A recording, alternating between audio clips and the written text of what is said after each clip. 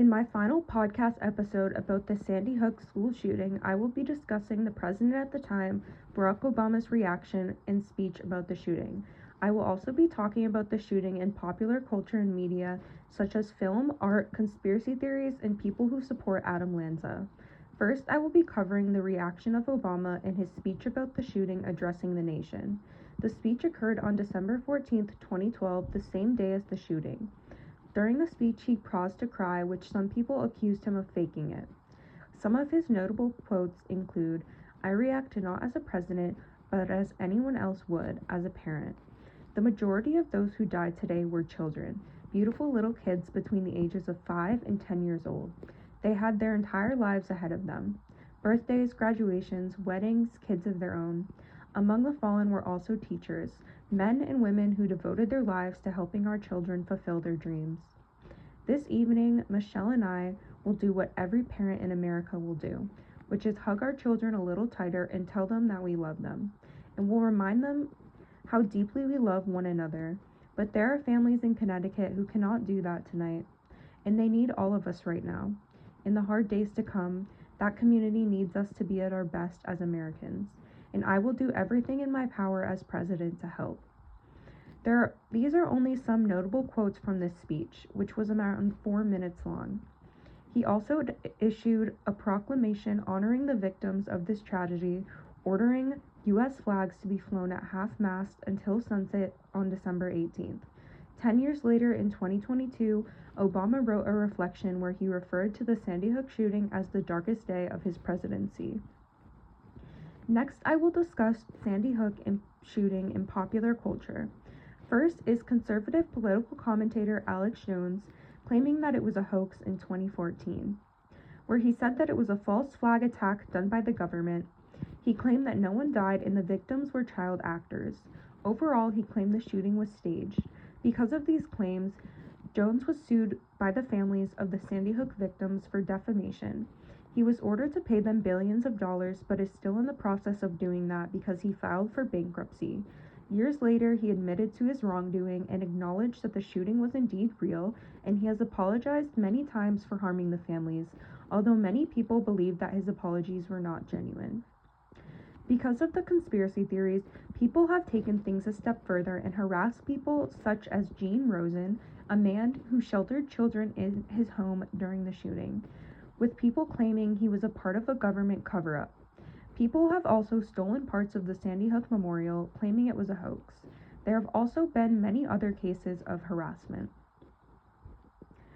There have been multiple films about the shooting, such as a documentary called Surviving Sandy Hook from 2015, which is where families of the victims share their perspectives. Another notable film is called The Truth vs. Alex Jones from 2024, which is about the Alex Jones conspiracy incident. In the film industry, there were also calls to include less gun violence in scenes, as there were actors such as Jim Carrey who viewed violence in movies differently after the shooting, and Elizabeth Olsen who was critical of violence. It has also been claimed by researchers that gun violence in media has inspired and promoted mass shootings by glorifying them. There was also a song which was made by the child singer Baby Keely, who honored the victims. The song was called Heaven, where she named the victims her sadness, and the chorus was about how the children were up in heaven, and the song currently has over 70 million views on YouTube. Sadly, there were many negative impacts in media after the shooting, which included a video game inspired by the shooting called The Slaying of Sandy Hook Elementary School, which was from the point of view of the shooter, where the player shoots the victim and goes through the school. The creator of the game claims that it was pro-gun control. However, the families were disgusted by this game and said that in no way was this positive or meaningful. Along with negative impacts, in 2019, there was a fashion brand called Beestroy, which created a hoodie that said Sandy Hook, which had bullet hole details in it. They had a model wear this on the runway.